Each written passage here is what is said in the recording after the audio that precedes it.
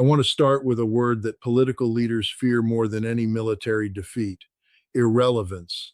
Because what has happened to Benjamin Netanyahu in the past 72 hours is not primarily a military story or even a political story in the conventional sense.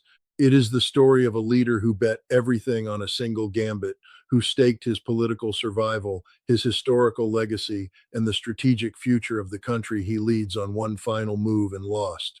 He is not a stupid man. He is not a weak politician. The fact that his last gambit has failed is not a story about incompetence. It is a story about a strategic environment that has changed faster than even a skilled operator could adapt to, a story about a leader whose political survival has required military decisions that the military situation could not sustain, and whose military decisions have produced a strategic situation that his political survival can no longer manage. Netanyahu's last gambit was specific. It was the attempt to draw the United States into direct military confrontation with Iran to create the conditions in which American political authorization for direct military engagement against Iranian territory would be produced by the pressure of events rather than by the deliberate policy choice that Washington has consistently refused to make. The gambit failed. Washington did not authorize the confrontation. The events did not produce the pressure that overcame the authorization constraints. And Netanyahu is left politically, militarily, and strategically with nothing left to play.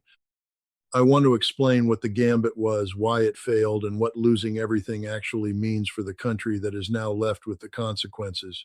Subscribe before we go further. Because what Netanyahu's political collapse means for the strategic situation of this conflict, for the negotiations that must eventually come, for the regional order that will emerge from this conflict's resolution, for the Israeli political landscape that comes after, is a story that will develop quickly, and that requires the analytical context I am about to provide. Share this with anyone trying to understand the political dimension of this conflict beyond the military operations. Leave your assessments in the comments. The serious contributions shape what I cover next. Let me give you the honest version. 4 questions. That is what I want to work through today. First, what was Netanyahu's last gambit specifically? What was the strategic calculation? What was the sequence of moves it required? And what was it designed to produce that would have changed the trajectory of this conflict in Netanyahu's favor? Second, why did the gambit fail? What specific factors prevented the outcome Netanyahu was engineering toward? And at what point did the failure become irreversible rather than merely setback? Third, what does losing everything mean concretely for Netanyahu politically, legally, and in terms of his ability to continue making the decisions that the current conflict requires? And what happens to Israeli decision making in the vacuum his political collapse creates? And fourth, what does Netanyahu's fall mean for the broader conflict, for the negotiations that must eventually produce a resolution, for the Israeli political landscape that emerges from this conflict, and for the regional order that the conflict's outcome will shape? Let's go. Let me start with the gambit itself, because understanding why it failed requires understanding what it was, what strategic logic produced it, and what Netanyahu was trying to achieve that his existing position could not sustain. Netanyahu's political survival across this conflict has depended on a single narrative: that the military campaign he has been leading is producing outcomes that justify its costs, the casualties, the economic disruption, the international isolation, the domestic political strain of indefinite mobilization. The narrative has been under pressure from the actual military outcomes since the conflict's early phases, since Iranian strike campaigns began systematically destroying the IDF infrastructure that the narrative required to be invulnerable. As each phase of the conflict produced military outcomes that the narrative could not honestly accommodate, Netanyahu's political survival required escalating the ambition of the next phase's promised outcome to compensate for the previous phase's failure to deliver. The pattern is familiar to anyone who has watched the political management of failing military campaigns. The promises get larger as the deliverables get smaller. And at some point, the point Netanyahu has now reached the gap between the promises and the deliverables becomes politically unclosable by any available military outcome, short of the one that changes the strategic situation entirely. That outcome, the one that could have changed the strategic situation entirely, was American military intervention against Iran, not American support for Israeli operations.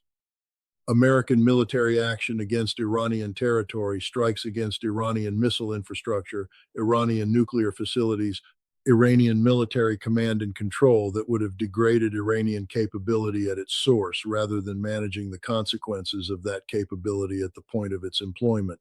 Netanyahu has been engineering toward American military intervention since the conflict's early phases. The engineering has been patient, systematic, and in some respects skillfully executed the management of the Israeli-American relationship to maximize pressure for expanded American involvement, the sequencing of Israeli military operations to create conditions that American officials described as requiring American response, the public statements designed to make American inaction appear as American abandonment rather than American restraint. The last Gambit was the culmination of that engineering campaign. It was the specific sequence of Israeli military actions whose nature and scale I will not detail beyond what is in the public record, designed to produce an Iranian response of sufficient magnitude to cross the threshold that American political leadership had been unable to define publicly, but that Netanyahu calculated existed. The theory of the Gambit was straightforward. If Israel could provoke an Iranian response that crossed a threshold sufficiently clear to produce the domestic American political pressure for military engagement that Washington's own policy deliberations had not produced, then the authorization constraints that had governed American behavior throughout this conflict would be overcome by political pressure that operated outside the normal authorization process. It is a theory that has worked before in other contexts, the engineering of crises that produce political authorization for actions that deliberate policy would not have approved. Netanyahu is not the first political leader to attempt it. The history of the past century has multiple examples of leaders who successfully maneuvered their more powerful allies into conflicts those allies had been reluctant to enter. The gambit failed for three specific reasons that I want to address in sequence. The first reason is that the Iranian response, when it came, as it was calibrated to come, was precisely calibrated to produce maximum military effect against Israeli military capability while staying below the threshold that American political authorization required. Iranian military doctrine has been studying the American authorization threshold throughout this conflict, updating its assessment of where that threshold is, with each phase's demonstrated American response. The response to Netanyahu's provocations was designed by people who understood the threshold more precisely than Netanyahu calculated they did. The second reason is that American political leadership, whatever its private frustrations with Netanyahu's management of the conflict, has developed across this conflict's previous phases, a sophisticated institutional understanding of Netanyahu's engineering methodology, the recognition that specific Israeli military actions are designed to produce specific American political responses, has produced a countervailing institutional resistance, a deliberate unwillingness to be maneuvered into the authorization that the engineering is designed to produce. The third reason is that Netanyahu's domestic political position had deteriorated to the point where the gambit's execution required decisions that his military and political advisors refused to support, where the gap between what the gambit required and what his coalition would authorize had become unbridgeable by the political tools Netanyahu had available. The gambit failed. All three reasons contributed, and the failure is now irreversible. Here's what I want to address: the irreversibility. Because political gambits fail all the time in ways that are recoverable, where the leader retrenches, rebuilds, and attempts a different approach. What makes Netanyahu's failure irreversible rather than merely severe? The answer is in the convergence of three simultaneous collapses: military, political, and legal, each of which would be individually survivable, but whose simultaneous arrival has produced a condition from which no political recovery path exists within the time frame available. The military collapse first because it is the foundational collapse that makes the other two irreversible. The IDF's operational position has deteriorated across this conflict's phases to the point where the military outcomes available to Netanyahu, the victories he can point to, the successes he can claim, the turning points he can promise are coming, do not exist within the planning horizon that his political survival requires. The bases are gone, the ammunition depots are gone, the Air Force has been decimated at the border, the logistics chains are severed, the American resupply pipeline has reached its authorization limits. A political leader whose survival depends on military success narratives, operating in a military environment that cannot produce those narratives, has exhausted the military option as a political resource. Netanyahu cannot promise a military turning point because the military situation does not contain one. He cannot claim progress because the operational reality refutes the claim on the same news cycle that carries it. He cannot argue for continued mobilization on the basis of achievable military objectives because the achievable military objectives have been systematically eliminated by the operational reality this conflict has produced. The military collapse removes the resource that Netanyahu's political survival has depended on. Without it, the political and legal vulnerabilities that military success narratives have been suppressing become the dominant political reality. The political collapse second because it is the structural collapse that converts military failure into political terminal condition. Netanyahu's coalition has been held together across this conflict by the logic of wartime unity, the argument that political differences must be subordinated to the national security imperative that the conflict represents. Wartime unity coalitions are inherently fragile. They depend on the perception that the war is being managed competently and that the sacrifices it requires are producing outcomes that justify them. When the military situation produces outcomes that cannot be managed into competence narratives, when the bases are gone, the troops are stranded, the Air Force is decimated, and the American support that was supposed to backstop the entire enterprise has reached its limits, the wartime unity logic collapses. The coalition members whose political interests were subordinated to the unity logic recalculate. The subordination was conditional on the war being winnable. When winnability becomes indefensible, the conditions for subordination no longer exist. Netanyahu's coalition partners are recalculating. The recalculation is not happening slowly. It is happening with the speed that political self-preservation produces in politicians whose own political survival is now threatened by continued association with a failing military campaign and a politically terminal leader. The legal collapse third because it is the timing element that converts political terminal condition into irreversibility. Netanyahu has been managing ongoing corruption investigations throughout his political career with the political tools available to a sitting prime minister, coalition management, judicial appointment, influence, the leverage that political power provides in managing legal proceedings that depend on political cooperation for their operational effectiveness. A Netanyahu who is no longer a sitting prime minister, who has lost the coalition that sustained his government, who is politically terminal rather than politically dominant, loses those political tools simultaneously. The legal proceedings that political power has been managing will proceed on timelines and in directions that the political tools were suppressing. The legal vulnerability that has been a background pressure throughout his tenure becomes a foreground reality at the moment when the political protection that managed it is removed. The convergence of military collapse, political collapse, and legal vulnerability all arriving simultaneously, each reinforcing the others, is what produces the irreversibility.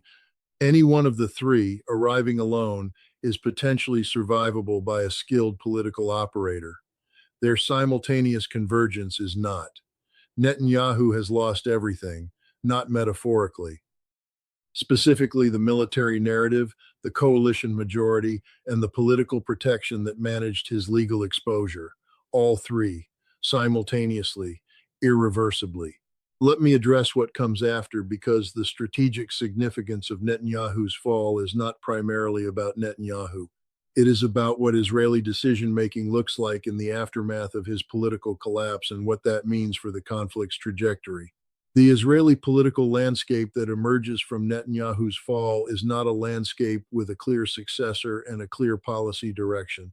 It is a fragmented landscape, multiple political factions, each with different assessments of what the military situation requires and what the political situation permits, competing for the authority to make decisions that the current situation demands be made quickly. The fragmentation is itself a strategic fact. A fragmented Israeli political landscape, making decisions by committee under the pressure of an ongoing military crisis, is a decision making architecture that produces slower, less coherent, more domestically constrained choices than the centralized authority that Netanyahu's dominance, whatever its other costs, provided. For the conflict's operational management, the transition from Netanyahu's centralized authority to fragmented coalition decision making introduces a period of strategic uncertainty whose duration is not determinable in advance. Military decisions that the current situation demands decisions about the terms on which Israeli forces maintain or abandon positions, about the conditions under which ceasefire negotiations become politically authorized, about the relationship with Washington that the current strategic situation requires will be made by a political leadership that is simultaneously managing its own internal competition for authority. That internal competition constrains the boldness and the speed of decision making at exactly the moment when the military situation demands bold and rapid decisions. The stranded troops, the empty ammunition pipelines, the degraded Air Force, these are military realities that require political decisions on a timeline that the internal coalition competition will struggle to match. For Washington, Netanyahu's fall creates an opportunity and a complication simultaneously.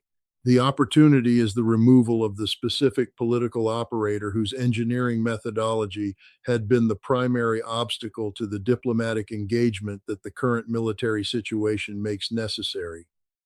Netanyahu's systematic resistance to any diplomatic framework that did not include American military intervention against Iran was itself a constraint on the negotiated resolution that the operational reality increasingly demands.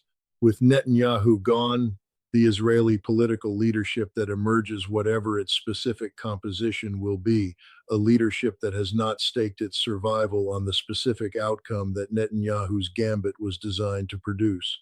It will be a leadership more capable of engaging with the diplomatic reality that the military situation has created. The complication is that the fragmented, uncertain Israeli political landscape that Netanyahu's fall produces is not an ideal negotiating partner for the rapid diplomatic engagement that the military situation requires. A leadership managing internal competition for authority, uncertain of its own durability, constrained by the multiple factions whose support it requires, cannot make the concessions and the commitments that serious diplomatic engagement demands with the speed and the credibility that the current situation requires. The window between Netanyahu's fall and the consolidation of a new Israeli political authority with sufficient internal coherence to engage seriously with diplomatic resolution is the most strategically dangerous period of this conflict. The military situation is deteriorating. The political authority to manage it is fragmented. The external pressure for resolution is building. The combination produces a risk of uncontrolled escalation of military decisions made by fragmented authority under operational pressure without the political coherence to manage their consequences that is higher in this transitional period than at any previous phase. Let me address the conflict implications directly, because Netanyahu's political collapse is not the end of the conflict. It is a phase transition whose strategic significance for the conflict's trajectory requires honest analysis. The conflict will continue through the transitional period. The military operations that were underway before Netanyahu's political collapse do not pause for Israeli domestic politics. The IDF formations that are stranded without ammunition, operating under degraded air cover, Managing the logistics constraints that Iranian strike campaigns have imposed, they continue to face those operational conditions regardless of who is making decisions in Jerusalem. The transitional period's most immediate conflict implication is the degradation of Israeli decision-making coherence at exactly the moment when coherent decision-making is most operationally necessary.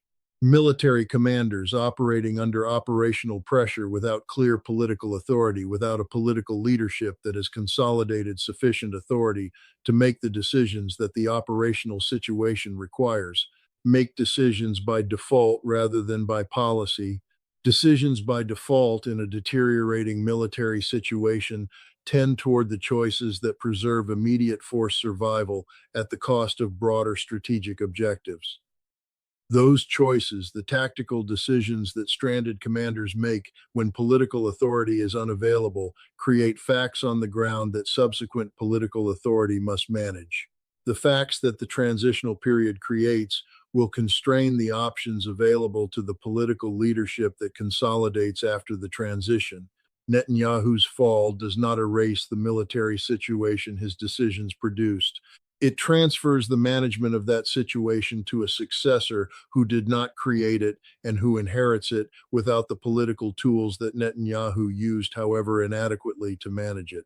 For the negotiated resolution that the military situation increasingly demands, Netanyahu's fall is ultimately a facilitating development rather than an obstacle. The specific political operator whose survival required outcomes that negotiation could not produce is gone. The Israeli political landscape that emerges from the transition will be populated by leaders whose political survival is not staked on the specific outcomes that Netanyahu's Gambit was designed to produce. That change in the political survival calculus of Israeli leadership creates space for the diplomatic engagement that the operational reality demands. Not immediately, the transitional period's fragmentation constrains immediate engagement. But in the medium term, as a new Israeli political authority consolidates and assesses the situation it has inherited, the removal of the specific constraint that Netanyahu represented creates conditions in which resolution becomes politically discussable in ways it was not, while Netanyahu's survival required its prevention.